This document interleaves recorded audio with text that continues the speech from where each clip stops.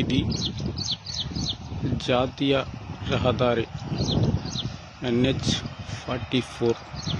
దీనికి ఆనుకొని ఉన్న ప్రభుత్వ స్థలం, అంటే నలా నదికి చెందిన ప్రభుత్వ స్థలం గత ప్రభుత్వం కుల సంఘాలకు ఇచ్చింది. ఈ కుల సంఘాలకు ఇవ్వడం వల్ల ప్రభుత్వానికి నష్టమే.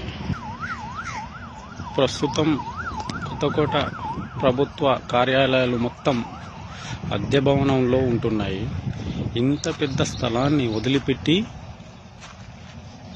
అద్దె భవనాలకు అద్దెకి కడుతున్నారు. కుల సంఘాలకు ఇవ్వడం వల్ల అది లాభమో నష్టమో తెలియదు, కానీ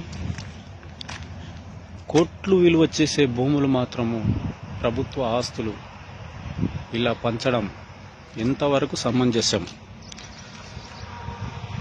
ఇది కాదు కదా. దీన్ని బట్టి చూస్తే హైడ్రా కొత్తకోటకు రావాల్సిందే.